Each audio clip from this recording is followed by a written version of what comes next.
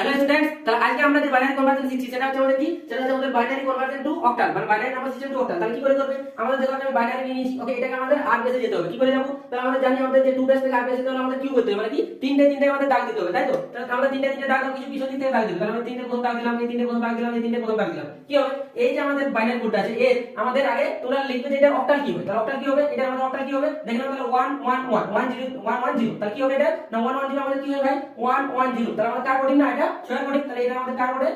ছয়ের। ওকে, এবার যদি আমরা করি 0 1 1, তাহলে 0 1 1 কত হচ্ছে? 0 1 1। তাহলে কত হচ্ছে? 3 এর। তাহলে এটা হচ্ছে আমাদের 3 এর আমাদের অক্টাল। ওকে, তাহলে এটা 1 0 1 মানে কত? 1 0 1 করো। তাহলে 1 0 1 মানে এটা কত? 5 এর কোডিং। তাহলে এটা হচ্ছে আমাদের 5। তাহলে এই যে আমাদের সংখ্যাগুলো আসলো, তাহলে এগুলা কি হচ্ছে? এগুলা হচ্ছে আমাদের যে পুরো আমাদের বাইনারি ছিল তার অক্টাল, তাই না? তাই না? তাহলে এটা হচ্ছে 5 3 6। এটা হচ্ছে আমাদের কি অ্যানসার। তোমরা কমেন্ট সেকশনে জানাবে এটা আমাদের এই প্রসেসে আমাদের অক্টাল কি হবে। ওকে, তাহলে এই মতো শর্টকাট ট্রিক এবং ভিডিও পাওয়ার জন্য আমার চ্যানেলকে সাবস্ক্রাইব করো এবং তোমরা